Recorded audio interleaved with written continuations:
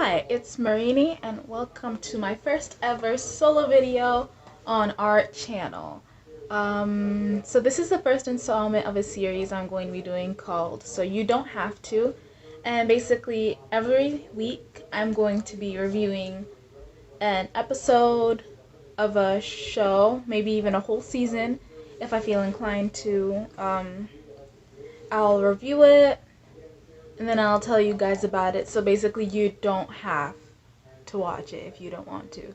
Because if you're one of those people like me, you just like to go onto YouTube, find some commentary, so that you don't have to put yourself through a show where everyone says it's like terrible, but you're just curious.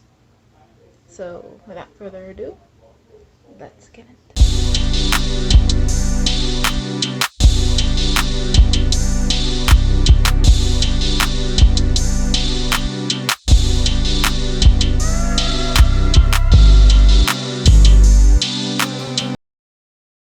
Okay, so this season has new plot lines, new characters, new ships. So this is a spoiler alert. I'll be talking about all of these things. So if you, like I said, if you are a religious watcher like me, be advised. Okay, so going into episode 1, there are a few things that have changed since we last saw everyone. Uh, we talk about our main character, Otis, is in a casual relationship. Um, Maeve has been going closer to Isaac and farther away from Otis. Uh, Amy is pretty much in the same spot she was last season with everything. Still having trouble connecting with Steve after her um, her assault. Um, what else? Adam and what do you call it? Eric. Sorry, how dare I forget his name? Adam and Eric are official and public. Um, what else is there? A few things that haven't changed. Uh,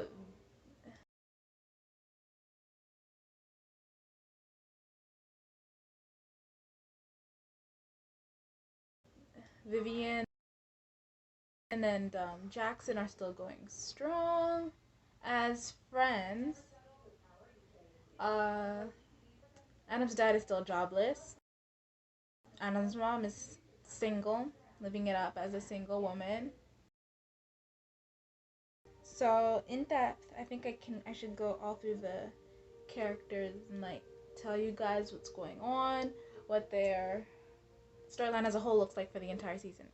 So first of all, our our male lead Otis, like I said, he's in a casual relationship, and this mystery girl at first turns out to be Ruby.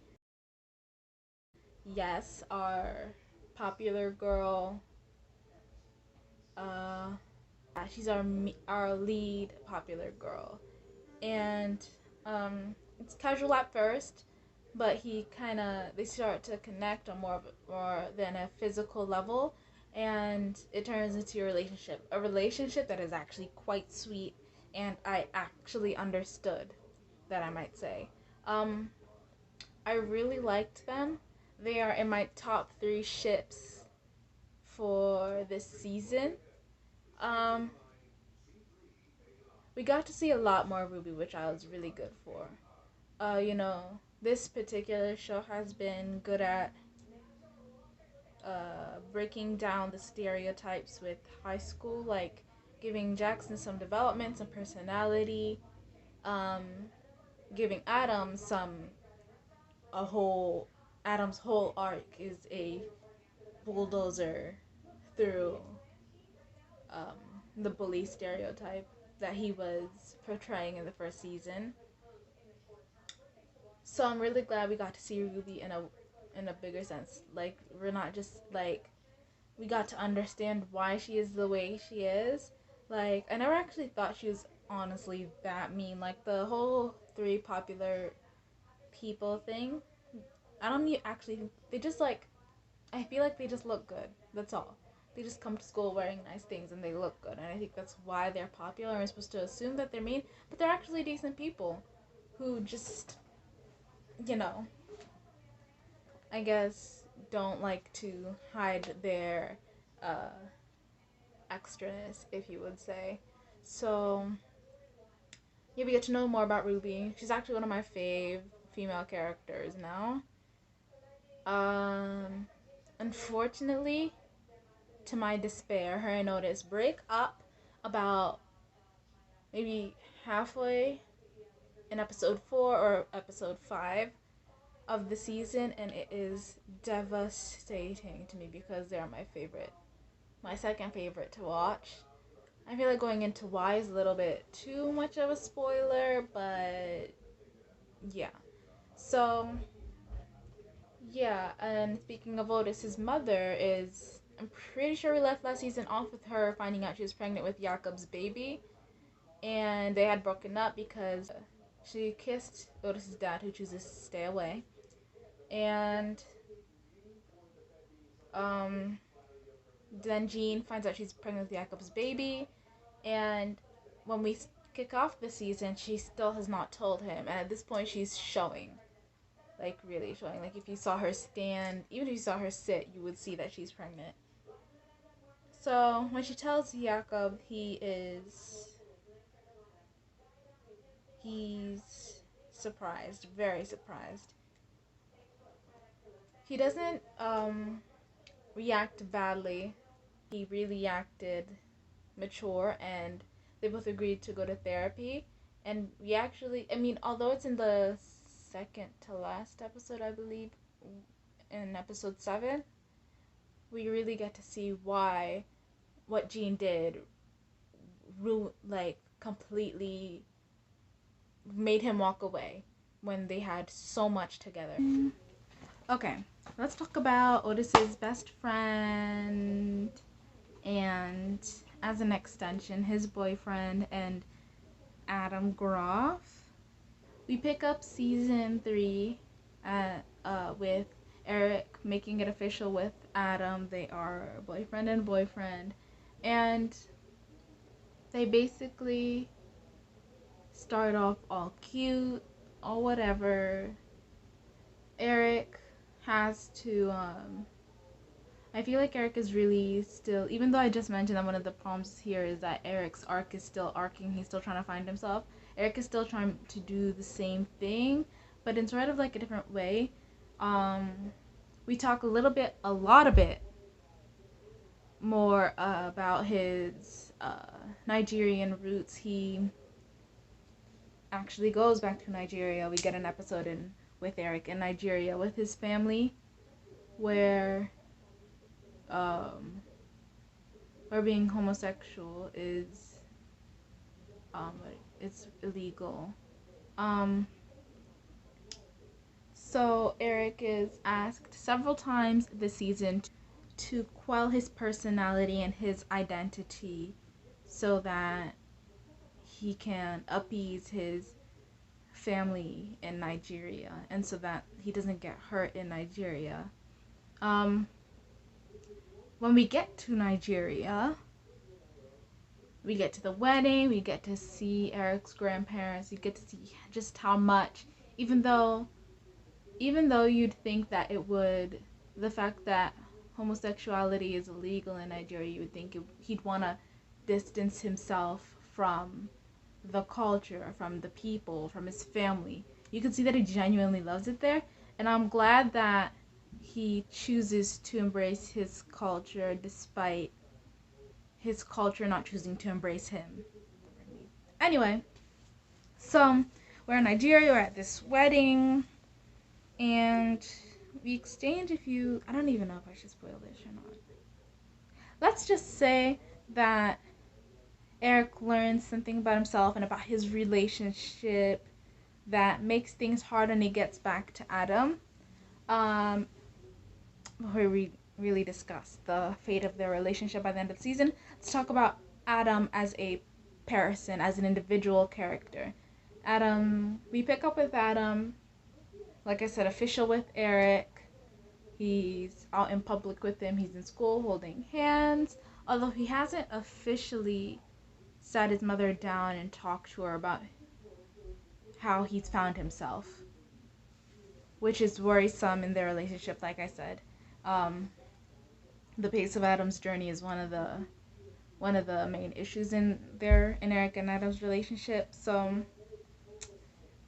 we don't really get any further with Adam and his dad's relationship this season, which I really hated to see, because we got to see a lot of Adam's dad this season, not as a villain or as an antagonist or as a device to hold his mother back, as a person. And personally, Adam's dad. So yeah, Mr. Groff, we see a lot of him this season. He gets much more development. He's actually one of my favorite plots to follow. Yeah. His mother as well is also working on herself. She is just I think she's doing really good this season. I like seeing her this way. Like I said, she's dating, she's happy, she's being good to Adam, she is finding herself, all that good stuff. Yeah.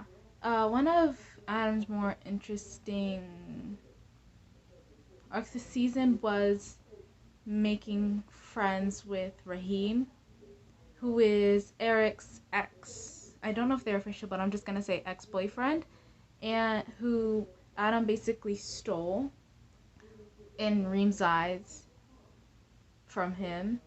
So it was very interesting to see them become friends. So I think that their friendship was very well thought out, well put together, even though they had no prior connection in this season except for Eric, because even Eric was surprised when he found out that they were friends. Yeah. I think one thing I do have to say about their friendship is I really like it. I think it's good, especially at the way Eric and Adam left off at the end of the season. I think it's really important that the writers keep Raheem and Raheem and Adam friends, and just friends. I think it'll overcomplicate things. Not every single openly gay character on the show needs to be in a relationship with each other. You know what I mean? So, yeah. At the end of the season, we got a little bit of a tidbit about Adam's real feelings towards his fathers, in a sense that even though he's left the home, even though Adam has accepted, this man treats me like crap, I don't deserve that, he still wants his father's approval. And then seeing how Mr. Groff's father has affected him in kind of the same way into being the man that he is today, the man that was divorced by a woman he loved but didn't know how to show it because of his childhood with his father. It was really interesting. So I'm glad to see, not really glad, but I'm excited to see, hopefully they get renewed so we can see how you can finally get an in-depth conversation, a heart-to-heart between this new Mr. Groff and Adam. Any more? Of course there are more important characters, because there is Jackson. Okay, so Jackson this season, not as impactful as he's been, like, with the main cast. He kind of has his own, like, cast that's, I hate to say it, but his own little group of people that's meant for him now. He does develop on a crush on a new non-binary student named Cal. Yeah.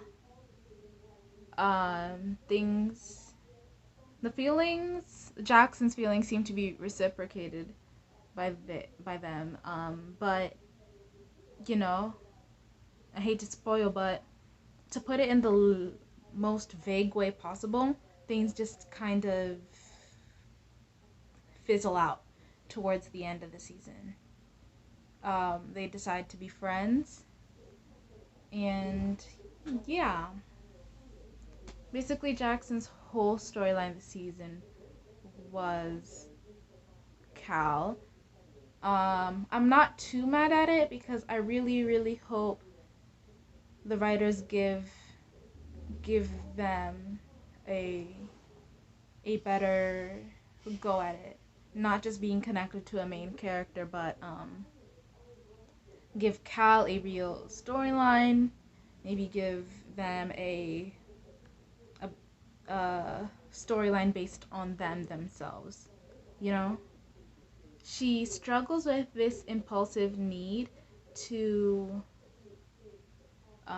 enforce the ridiculous things that this principal has asked of her because of the pressure to go to an amazing college where she'd get the financial support that she would need.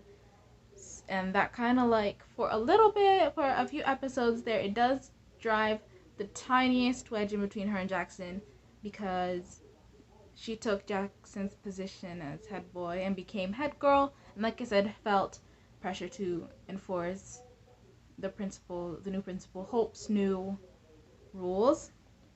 Found herself caught in between her fellow students, her friends, and the new people in charge. We do get to see Eugene by the end of the thing, and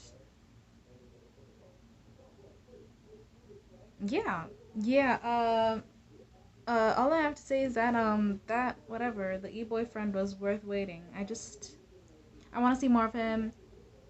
I hope we see more of him if it gets renewed.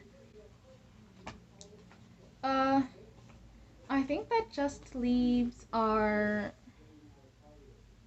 new character, our new principal, Hope, who we are introduced to when she comes dancing on stage to a song that I do not know. Yeah, she comes dancing on stage. I think this is the gesture to try and show the students at Moordale how relatable, oh, I was a kid once, and all that. And actually, it does work. She does get a little bit of a she's gonna be so cool vibe from the students, and that's quickly turned when she starts making changes. She enforces uniform, which you probably saw in the trailer and were super confused about, so let me just explain that. She enforces uniform, and basically her mission statement was, I am here to get our reputation back up to the standards that it was before basically what they all refer to as last term, or you could say last season. I mean, towards the end of the season, you could clearly tell that she was getting pressure from the board and from investors to fix it. Basically, a school that did not want to be fixed. So, by the end of it, shit really hits the fan.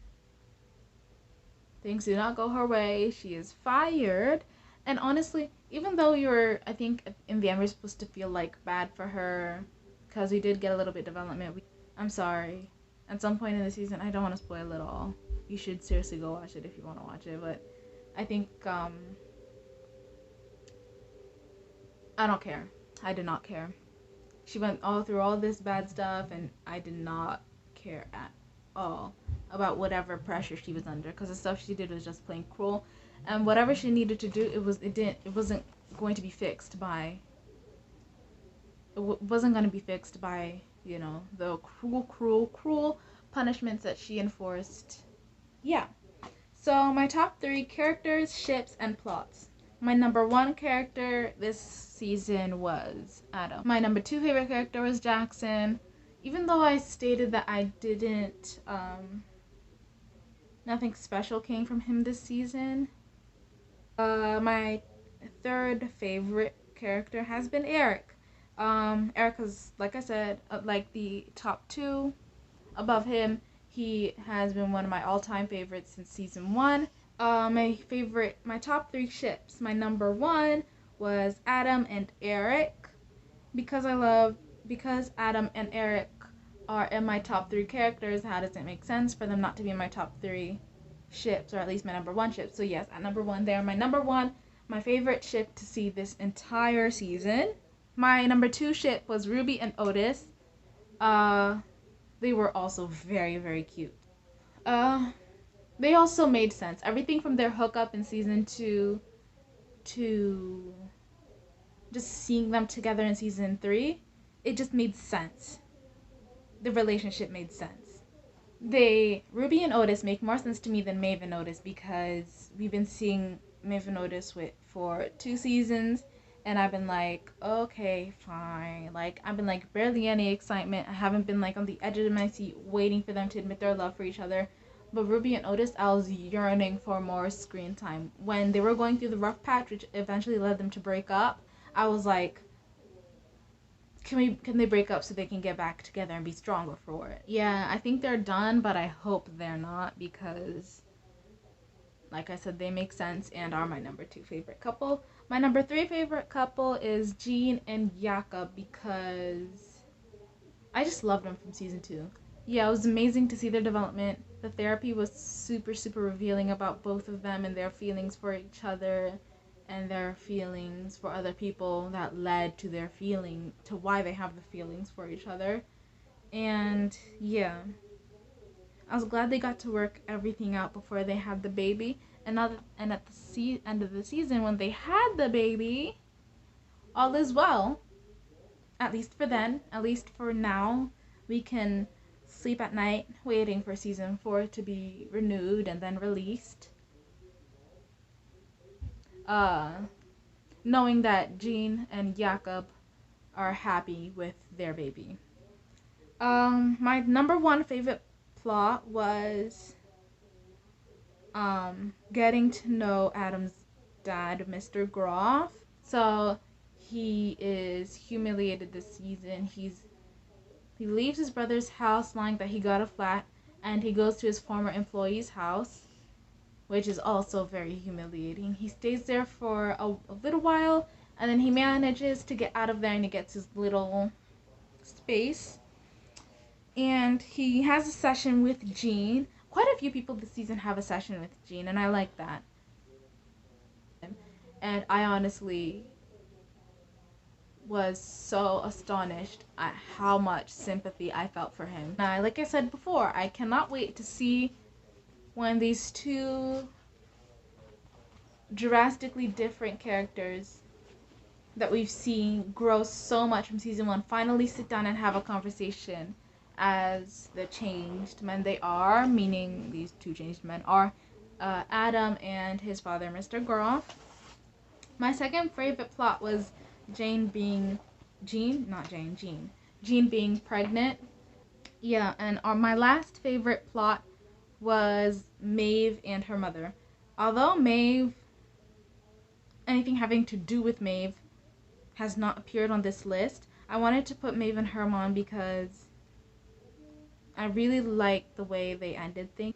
Maeve's mother gave her the opportunity to take the studying whatever in the U.S. handed her a wad of cash, and Maeve used it to do the thing. And I'm glad. It was one of my favorites because it was heartwarming, very very relieving that her mother did the mature thing for once and did something for Maeve, basically proving that it wasn't all about her for once. So yeah, even though this little series on this channel is called So You Don't Have To, if you have watched, I highly recommend you go watch season 3 of Sex Education on Netflix. Like and subscribe for more videos from the three of us. We will have more individual content coming from me, Ashley, and Zakia very soon.